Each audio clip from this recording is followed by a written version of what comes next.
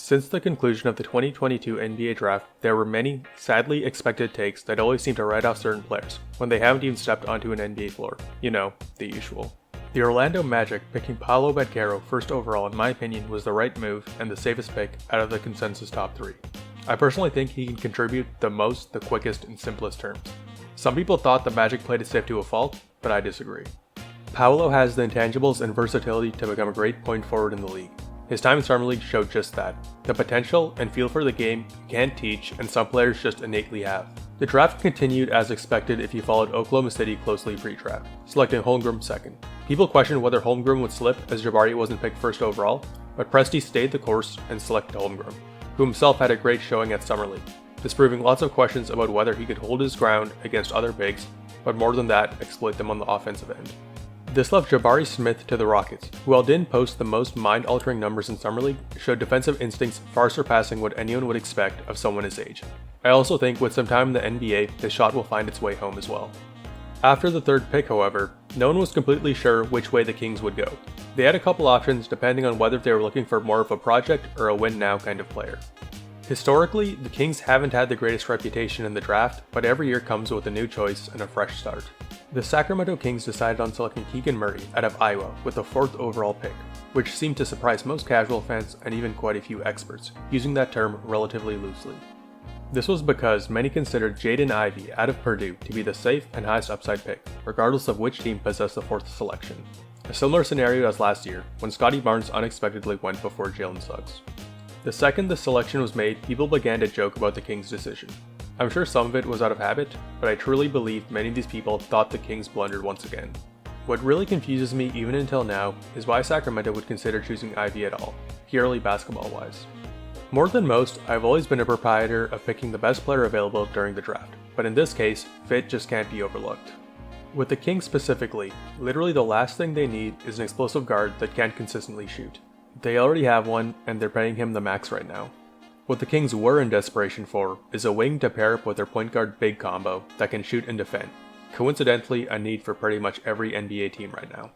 I'll actually credit some media for not overreacting and going along with the general sentiment that the Kings made a giant mistake during the draft. But because of this entire ordeal, Keegan's career somehow already started negatively, and off the wrong foot, by no fault of his own. All you had to do is watch some of Keegan's highlights to see why the Kings were so high on him from the get-go. He's a rare player that can score in bunches without needing as many touches in comparison to others with similar scoring output. In retrospect, Keegan Murray was the obvious pick, thinking about how the Kings are currently attempting to win now, albeit pretty unsuccessfully. Trading for Sabonis was a strange move, but if that's what their management has planned for the future, Keegan Murray was always their guy. Coming out of Iowa averaging 24-9, shooting 40% from 3, the stats speak for themselves. If I didn't say anything else, you would either think this guy's going number 1 or that he must have some physical limitations of some kind. Wrong.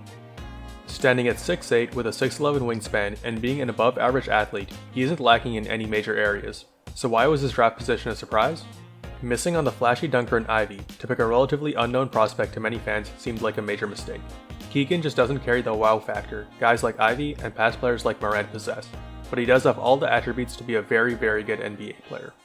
He is an older rookie, being 21, turning 22 soon, but Sacramento drafting Davion Mitchell last year, at 22 years old, didn't seem to deter them on their drafting strategy. All this to say that going into Summer League, people were pretty indifferent to the Kings as both the regular season team and Murray weren't touted to be the biggest box office performers. I believe Keegan himself was really in a lose-lose scenario coming into Summer League, with little to gain and everything to lose if he showed any sign of buzz potential during games. At the end of Summer League, however, Keegan put up an astounding 23 points per game on 50, 40, 81 splits over 4 games on his way to earn Summer League MVP, eerily similar to his collegiate averages. Now there were those who were expecting this, and those who pretended like they were expecting this. I mean, he got picked in front of Ivey for something, right? It is important to keep in context how finicky and short Summer League is.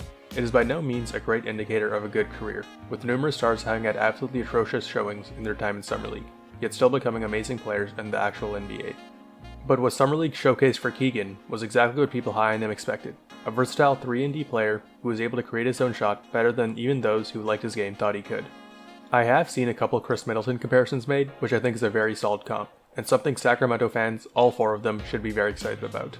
It's no secret that players with Keegan's long wing skill set are worth their weight in gold within the current NBA. In fact, solid wings have a case of being the most important position in basketball right now. You just can't win games if you don't have good wing defenders who can score with all the talent currently in the NBA at those positions. I know many of you are going to evidently say, how can the 4th pick playing well be a surprise? Well, if you're on literally any social media site and read even a little about the Kings draft results, you'd have thought they just drafted Anthony Bennett. And let's not get fooled here and think that these were just a couple people on Twitter. Many TV analysts were also pretty low, or at least questionable, about Keegan's selection as well. I'd also like to mention that I think the Kings picking Keegan worked out for both him and Ivey respectively. Keegan gets to be in a situation to play a major role, and Ivey gets to play for the team he reportedly wanted to all throughout the draft process, something not really mentioned or considered by some.